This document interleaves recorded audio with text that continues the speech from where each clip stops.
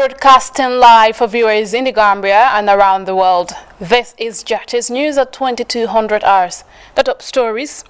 Thousands of city dwellers pledge fresh allegiance to the Gambian leader in a massive National People's Party meeting in the capital, Banjul.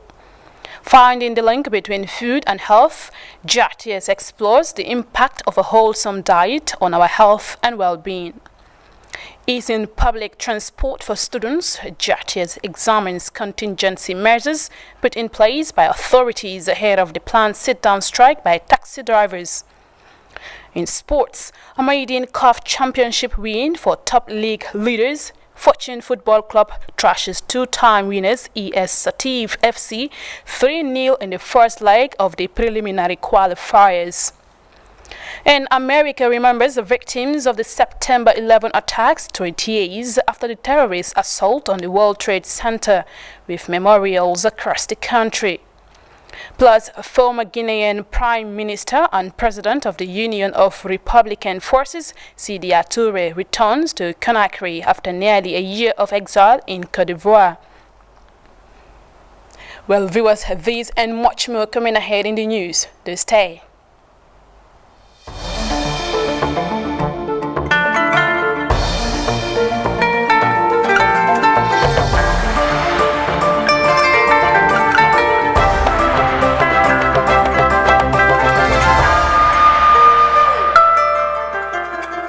My name is Aminata E. Sanyang. It's great to have you here.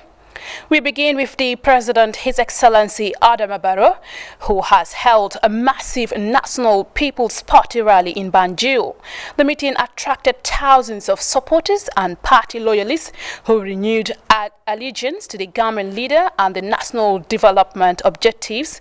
The President has also invited all the political parties to join the NPP to promote national reconciliation, peace and unity. Mamadou Jal reports.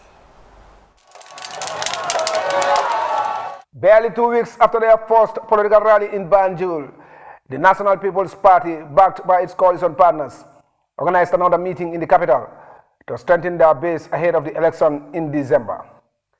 The rally provided a platform for Banjulians to reaffirm their support and loyalty to President Barrow and his party. It was addressed by several prominent Banjulians who all commended President Barrow for transforming Banjul by upgrading its road and drainage system. They also welcomed the formation of the NPP-APRC coalition, arguing that it will promote healing and reconciliation between the former political foes. They also reassured the President that Banjul will be turned into an MPP fortress to ward off the opposition ahead of the election. The leader of the APRC party, Fabakary Tombong Jatta, said the Gambia is bigger than any political party, and therefore anything that promotes national unity and reconciliation should be embraced by all citizens. This, the veteran politician disclosed, was what motivated the APRC to join the NPP party. He urged all Gambians to join hands to ensure that President Barrow is returned to the State House come December. This was a sentiment shared by the President, His Excellency Adama Barrow, who described the alliance as unprecedented in the history of the African continent. This, the President added, is motivated by the desire to foster national reconciliation and national security. It is a strong move towards national reconciliation.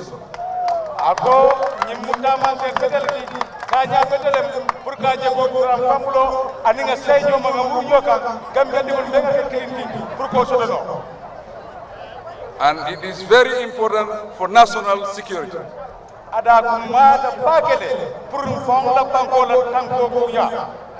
The President therefore extended an invitation to all political parties in the Gambia to join the NPP party in order to accelerate progress and national development. The President also thanked the people of Banjul for their support to his party and promised to repay their loyalty.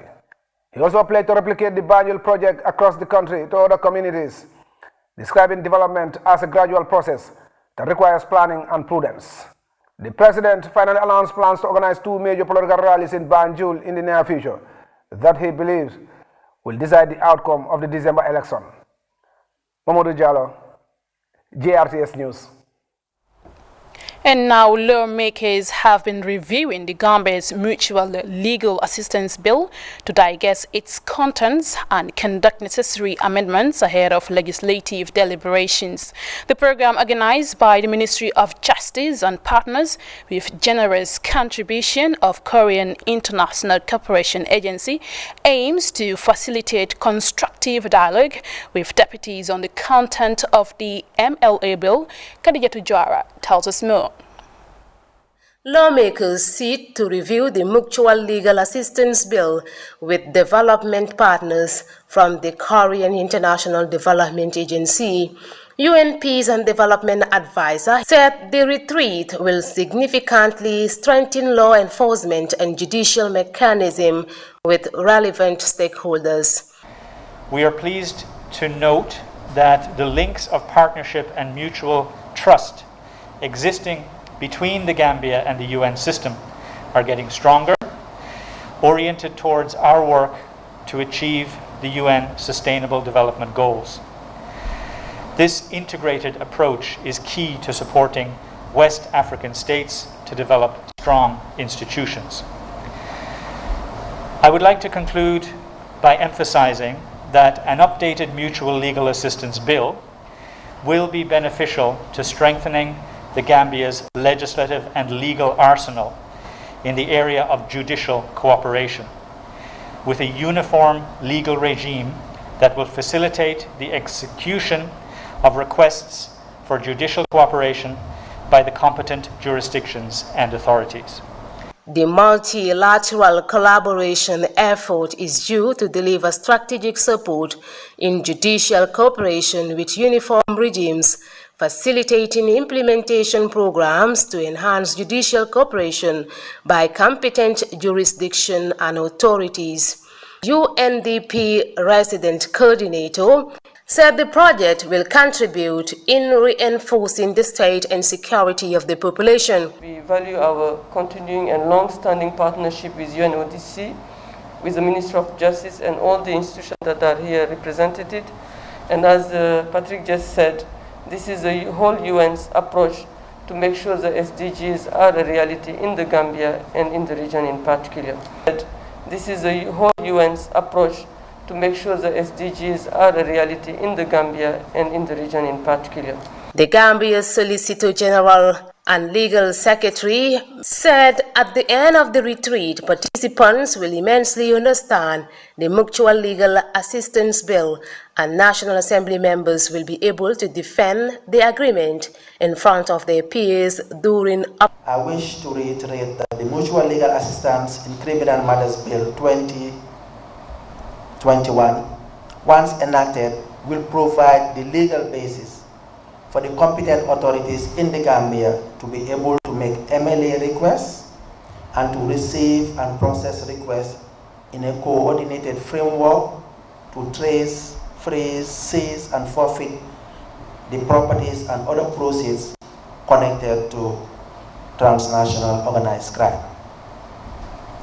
This bill deals with legal assistance in relation to the taking of evidence, production of documents, search and seizure, custody and immunities, and a host of other issues pertinent to mutual legal assistance.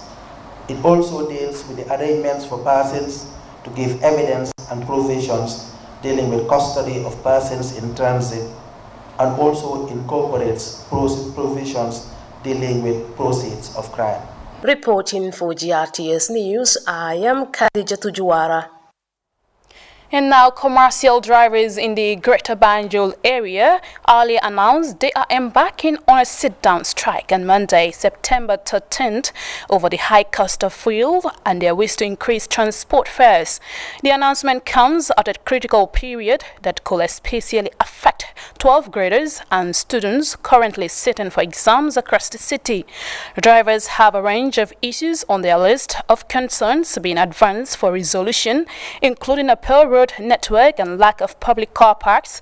Responding with emergency measures to ease transport for students currently going through exams, authorities have initiated a host of plans to support the transportation of 12th graders during the proposed strike. Authorities about the contingency measures being put in place by the government to resolve the problem. Let's take a listen. The strike affects all and sundry, but let's focus on the students who are currently doing their exams. What plan of transport support do you have for these students? Government have a contingency plan, and by the instruction of the Secretary General and Head of Civil Service, he have directed that all government drivers, public enterprises, agencies and administrations on Monday and Tuesday assist students to their exam centers to and fro. In addition, we've also made a request to the Director General, Gambia Transport, GTSC, Director General, to mobilize additional buses to cover the Greater Banjul area, that is West Coast region, KMC and Banjul. By the same token, also we as a ministry are also appealing to the driving public that they should assist students on their way to work and also back. That way, at least students will get to their exam centers on time and then return back home safely. And that's the contingency plans we have put in place. Like you mentioned, the proposed driver strike could hugely affect students coming across the Greater Banjul area. Like you said, you have plans for them, and those coming from the West Coast region. How comprehensive is the contingency plan to ease transport for them? The plan is comprehensive because not only are we mobilizing enough vehicle fleets to make sure that they pick the student and on time, but the operation also start at the wee hours of Monday morning, around 5 o'clock, up to 10 o'clock in the morning, and then by 1 to 3 o'clock in the afternoon.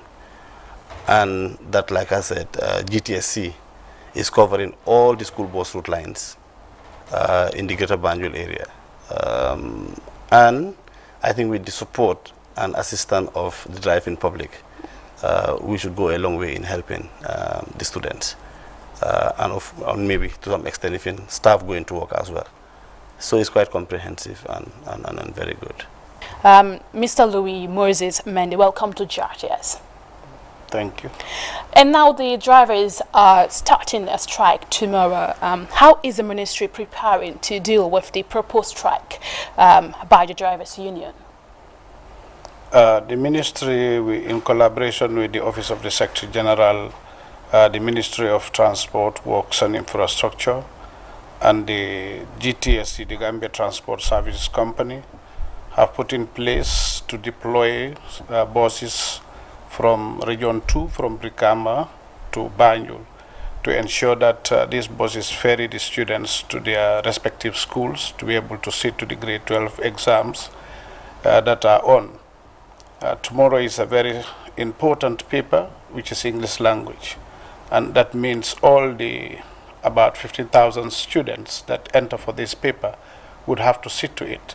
So it's a critical moment, and for that reason, government, through the leadership of the Office of the Secretary General, have put in place to redeploy buses and also government vehicles, and goodwill, of course, people to transport students to their respective schools. Do you have any strategic locations where the students can find these buses? Yes, the buses will be running from Brikama Central Market through the different routes, through St. Peter's, through Oliundum, to traffic Coastal Road, Turntable at Bruceby, to Traffic Light, down to Bruceby and Brufut, and also going through St. Peter's, like I said, to Tabokoto, Serakunda, all the way to Banjul. All the routes where we have senior secondary schools, where students will be sitting to exams, there will be buses that will be going through those routes. In fact, additional buses have been deployed for these particular exams. The Ministry of Basic and Secondary Education is a very strategic ministry.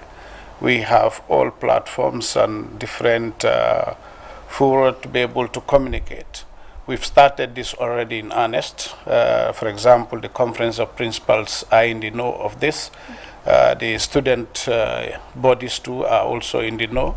So all the messages have been shared with them that tomorrow they should all find themselves to the different picking points to be able to get a bus to their respective schools for the exams. And is there any time allocated?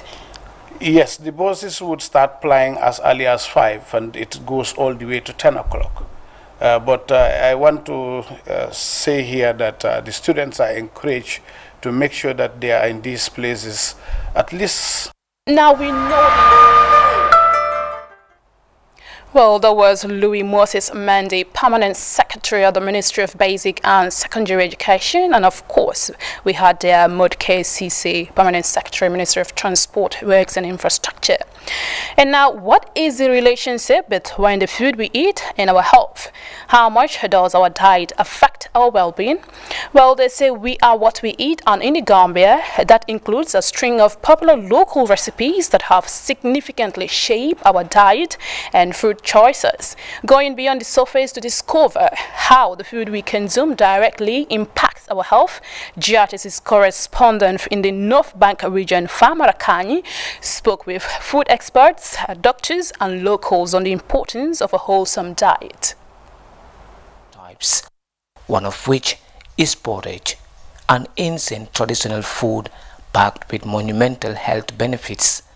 Millet is a protein, starchy and rich cereal.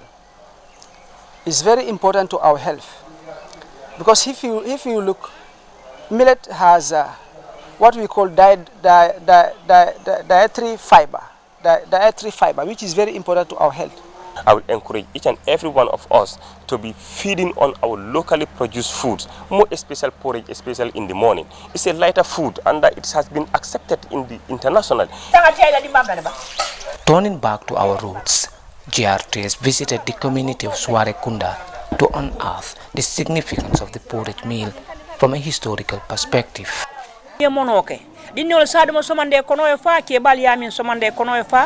Ye mutu company domoro soto ge jannin konton ban akadino ya kawol mako e baka si so sembola so jari kende al asila kul be sone andi bulo kono oti yeren kam mono tabo kumara baka. A traditional approach to healthy lifestyle using locally produced food crops, highly organic foods that can heal a nation from diabetics, hypertension and malnutrition among children. The food we make locally in our country have a lot of nutritional values, and they don't have any chemical content compared to the imported ones, which have some additives.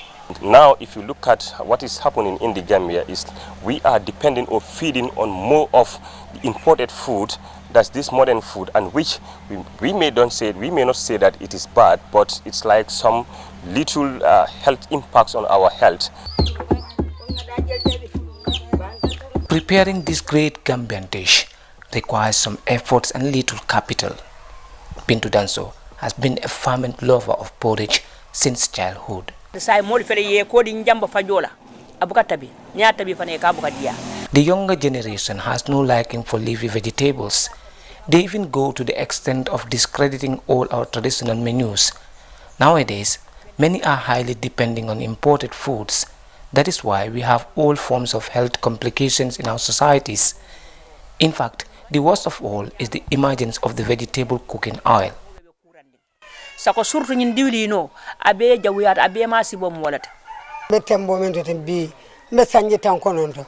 Aisatu Bajo is Bintu's next door neighbor.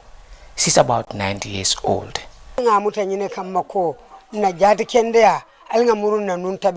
Health is something you have to purchase. I have been living here in Swarekunda all these many years, feeding directly from my environment. I have no liking for these imported foods, and that's the secret behind my good health. I think it is high time we train our children to embrace our culture and traditions, especially on nutrition and diet.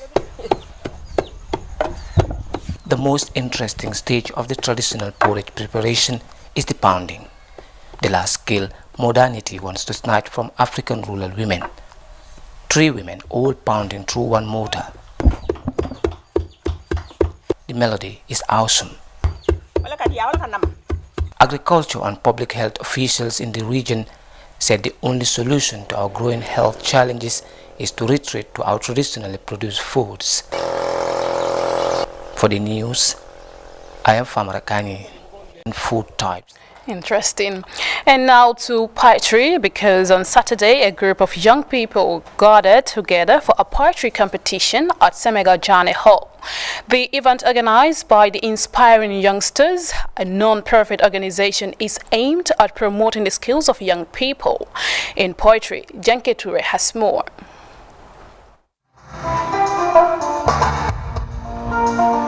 This is a gathering of young people showing their talents in the art of poetry and public speaking. For the future is still brighter and wider than I imagine. I want to be different and recover myself. The Star Poetry Championship event is organized by Inspiring Youngsters to celebrate children's creativity in poetic form. The contest is aimed at supporting the emergency of dynamic Gambian poets and poetry enthusiasts realize their potentials in the creative industry. Alajin Dow, the founder and CEO of the organization, explains further the significance of the contest. The significance of this program is to actually give them the opportunity, the platform to explore and then create that platform that will educate the Gambian public about the social issues that are affecting our daily lives. As you can see, it is demonstrated by the children, which is really innovative, and they dealt with the issues that are happening in our society. Budding poets took to the stage with brilliant performances under the keen watch of experienced judges.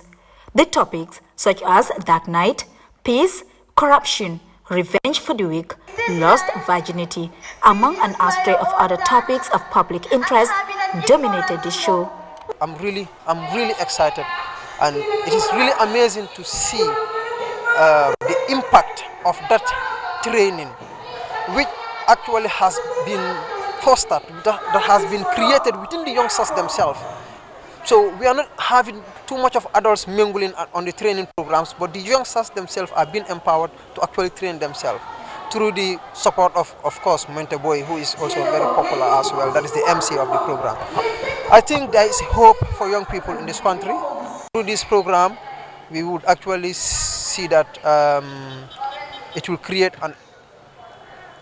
a career for most of these young people in the future. The contest received several entries as part of ongoing efforts to boost the arts industry. The judges had a hard job choosing the winners, as all the poems were creative, rich and interesting. The event was also graced by family members, friends and loved ones who all cheered the poets. The judges, however, managed to announce the winners after careful consideration. Ibrahim Barry emerged overall best, followed by Karim Sar and Janaba Jallo. Group 1 emerged winners in the group category on the topic Corruption. Participants were awarded certificates in recognition of their excellent efforts and commitment to shaping the art industry. The Star Poetry Championship is an important event designed to arm students and young people with the requisite skills and public speaking, among others. Janke Ture, GRTS News. Well, let's now cross over to the Upper River region, where the Sandu Misra Sports and Developmental Association recently embarked on a massive tree planting exercise on the outskirts of the village. The exercise brought together the young and elderly in a move to protect the area forest cover, Seydou Kamara reports. Sandu Misra Sports and Developmental Association, in partnership with the community, on Thursday engaged in a major tree planting exercise to protect the environment through increased preservation of tree cover. Officials from the Forestry Department expressed appreciation to the association members of SAMSA for the environmental protection initiative. And trees have immense importance in humanity. Because if you look into it, they were seen, because if you look into the exercise, they are planting, enclosing the entire community, meaning it is serving as a windbreak. Yeah, that's number one key thing why they think of, planting doing this exercise. And trees, we have fruit trees that they can benefit as a food source. We have some trees that can serve as an economic gain, which is timber, which is malina. And they brought different tree species. Some are cyber pentantrad, which is bantang, some are malina, and some are timbium, and some are, the local name I'm mentioning. Yeah, so to be honest with you, tree, if you plant a tree, the important is more than one can mention. The Public Relations Officer of the Sandu Misra Sport and Developmental Association, Ibrahim Sise, explained the primary objective of the project is to plant trees to protect the environment from natural disasters such as windstorm, and also provide access of potable and clean drinking water for the people of the community. Primarily, we want to protect our environment from natural disasters like windstorms. So this initiative is of two types. The first part is this tree planting exercise to make a wind-breaking system to the village, and the second part is to also make, have for the villagers to have easy access to water. We also have some tap heads that we want to replace the faulty ones. PRO Sise further said a total of 350 seedlings have been planted. He reiterated the association commitment to ensuring that the environment remains preserved for future generations. Now that we plant them, the first plan is tomorrow. We already have baskets that we have to put around, that is to protect them from any browsing. Okay, in case we sort baskets, we also have a contingency plan to also go in to the bush and also cut some sticks for a start. Then the second part of the protection is though we don't have that strength and finance, but we have a way that we want to be watering these things even in the dry season. So we have a team that we already put in place to be watering these things for sustainability. The chairman of the Village Development Committee, Bulli Tunkara, registered his profound appreciation to the youth and pledged their commitment to continuously working with them. Anemo warabatale anemo siara sate kilimutile yo sato yo jewo nyama so bitilo mo manta ko ngoto barola mo be fintitale kaje ko yirol nyil be tutu ye ke komi leftala nyami. The Sandu Misra Sport and Developmental Association is leading efforts to planting trees that will protect the environment from climate change. SAMSDA is leading efforts in a community green up exercise that provides young people the opportunity to actively engage in nature while promoting environmental care. Members are soliciting support from the people of goodwill to help them in implementing some of their projects as they intend to roll out this activity annually. Saidu Kamara, reporting for JRS News from Basse, Upper River Region. And now the Gambia National Youth Service Scheme, NYSS, recently concluded a 7-day orientation for 20 young people in the Lower River region. The activity is part of an apprenticeship training program which targets 150 youths from across the country. The National Youth Service Scheme, NYSS, is a government institution under the Ministry of Youth and Sports mandated to provide skills training and development for young people. The scheme is currently rolling out a national apprenticeship training program targeting 150 youths across the country. Speaking at the end of the orientation for the Lower River Region batch, the Director of Planning at Mansakonko Area Council, Lamin Mar, who began his career as a mason, advises trainees to show commitment and determination throughout the program. So anything that you are doing as young people, you have to have a passion for it. Life is not magic. Life is just about determination. But nonetheless, I also pursue because I don't want to limit myself to be a mason throughout, because that was my first desire, that I should not be a mason throughout my life. So everything depends on your own desire to do, your own passion to do. Until now, I went to GDI on several occasions. I have technician diploma until I was able to enroll in the University of Gambia. And today, as I'm speaking to you, I was development officer for Cherwan Area Council Brikama Area Council. And today in Manzakongo, I'm the director of planning. It's not magic, it's determination.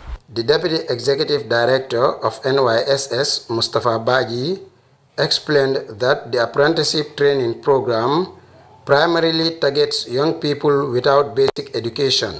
NYSS again on their tool to roll out a program called ATP so that we can able to support those people, as I earlier mentioned, either those from Dara or they've never been to school or they drop out. So come them together, confine them together to give them different lectures. These lectures include the nationalistic patriotism and also give them the entrepreneurial mindset so that when they learn those skills, they can go back to the community, go back to the society and able to develop, transform those ideas, those skills into enterprise. We are also inculcating discipline because a young person without the discipline, a young person, entrepreneur for that matter, who doesn't have skills, you forget it because you cannot move with the society. Mr. Baji added that the enrolled members of the program will be attached to various technical workshops within their regions where the NYSS monitors will be assessing their progress for a period of 2 years. We also have a program called deployment. We already look at within the society that are credible, that are also qualified, so that they can we can able to deploy these young people, they learn the skill. But the period of the skill training is 2 years. So within the 2 years confinement, 2 years period that they are doing this 100% practical training, we also give them, also monitor them. Every month, our inspector department go out and meet them within their community, within their classmates where they're doing the training to look at how they're faring with them. A former NYSS trainee, Ibrahim Fofana, who shared his success story, and a member of the new intake, Mustafa Fofana, both acknowledged the importance of the program and challenged their colleagues to take advantage of it. Several other speakers, including Bach Sambajalo, trainer, and the regional youth coordinator, Fabakari Sane, advised participants to make the best use of the opportunity to enable them improve their economic status and contribute effectively to national development. Alajimbai, GRTS News.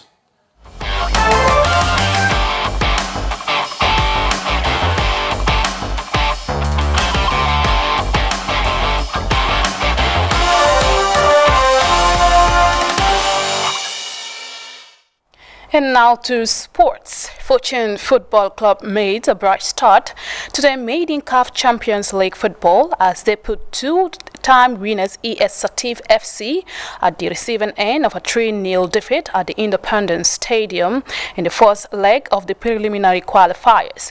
The Petroleum Boys took advantage of the home support to trash the versatile Algerian side in a highly attended game. Farmer Abachi tells us more. In what was a highly attended game at the Independence Stadium, with scores of jubilant fans rallying behind the home team, as Gambian champions Fortune Football Club host ES Satif of Algeria in the first leg of the preliminary round of qualifiers for the CAF Champions League. The visitors ES Satif were the more promising side in the opening moments, as they tried to rely on their technical ability to penetrate the host, but Fortune stayed resolute and well organized to contain them. After a cautious approach with few clear-cut chances at both ends, Fortune hit their host on the break in the 22nd minute, when Ibu Sanyan turned defense into attack by launching a long ball into the path of Ibrahima Kamara, who raced past the Algerian defender into the box and brilliantly slotted home the opener to put Fortune in the lead. A superb weighted pass from Ibu to Ibrahima, and the composure and finish from the striker was sublime. Fortune grew in confidence after taking the lead, and they started to threaten the visitors with a series of attacks. And just before the break, Ibusanyan came close, but his tight angle shot hit the base of the goal post, and the Algerians survived, but Fortune went into the break with a goal. Straight from the break, the visitors came close to equalizing, but Fortune's outstanding shot stopper Yankuba Sabali denied Satif's Benayard from close range. Fortune, who were very organized and tactically disciplined throughout the game, doubled their lead shortly after the intervals, when Patrick Silva, who was mainly quiet in the game, fired a thunderous strike into the Satif net in the 59th minute. The Fortune midfielder picked a ball on the far side before cutting inside and releasing an unstoppable shot past the veteran Sofiani, who had absolutely no chance to stop the ball, and the fans went into meltdown. The Algerians tried to get an away goal by going all out, but in the process were punished again in the 88th minute as Fortune hit on the break again with another slick counter-attacking move, as two substitutes combined brilliantly to produce the third goal for Fortune. Bully Drame penetrated through the right channel and set up Ali Bari to tap home the third goal from the back post, scoring on his debut for Fortune to seal a famous victory for the Petroleum Boys. 3-0 the final score, and a comfortable victory for the Petroleum Boys, masterminded by coach Jen Juve. We have the belief that if we play to our expectation as we did in the league, we're going to win them. So the belief, the motivation and the support was there. So we told the boys that the whole nation is behind you to go and make the difference today in the game against Setif. Though they are a big team who have won so many trophies in these African Continental Cups, you understand, no matter the situation, we are also a team that have to be respected as well. So the belief was there, the hard work was there. So if at all we won 3-0 against them, we deserve to. It was mission accomplished for Coach Jen Juve and his charges as they shocked the two-time champions in front of a massive crowd. Yeah, a lot of things we have put in place before the home leg. We put into consideration a lot of things, advices from people, also lessons learned from Gambian teams who have played North African teams before.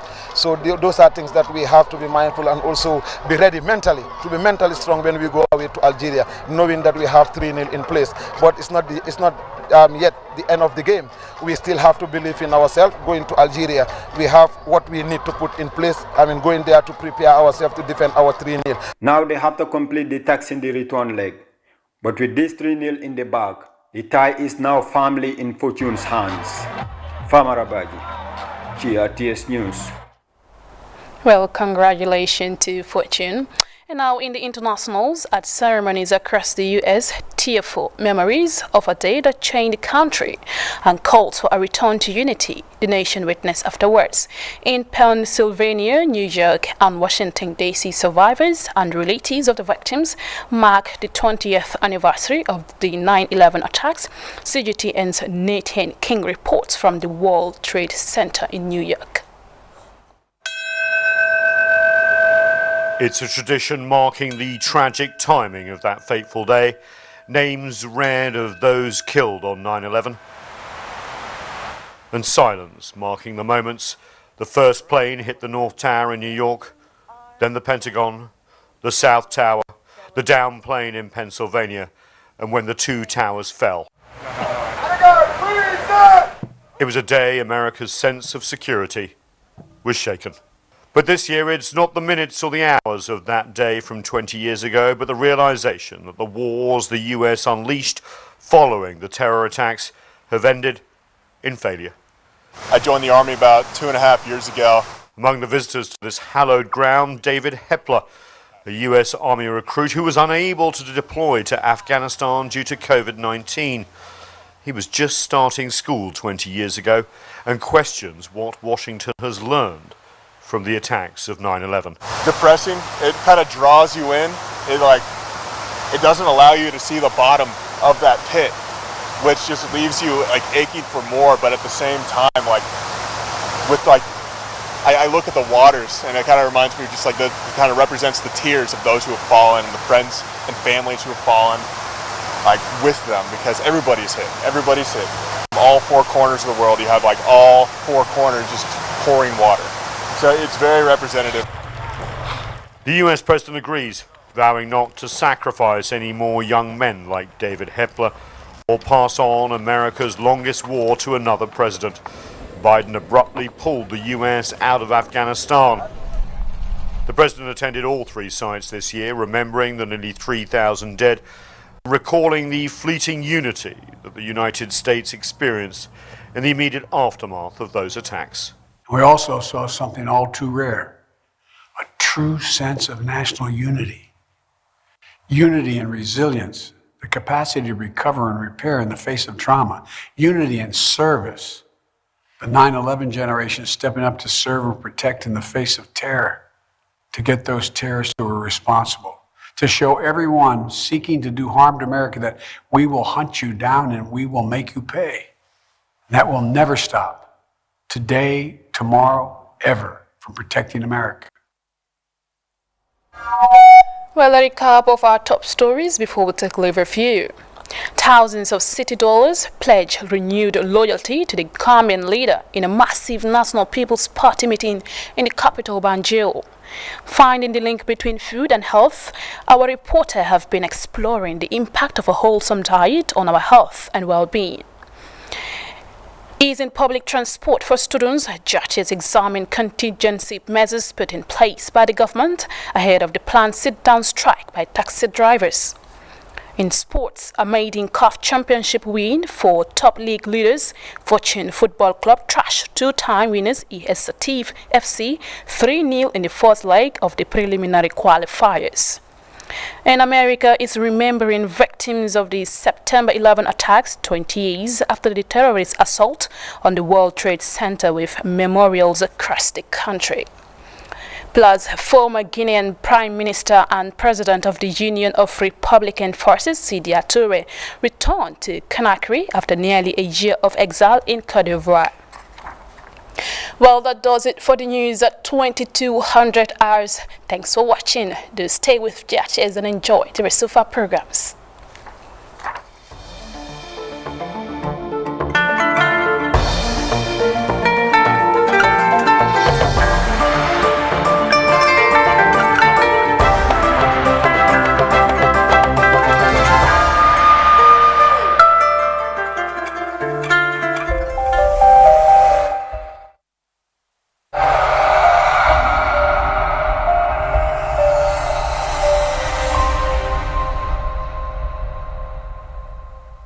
Now we know the strike affects all and sundry, but let's focus on the students who are currently doing their exams. What plan of support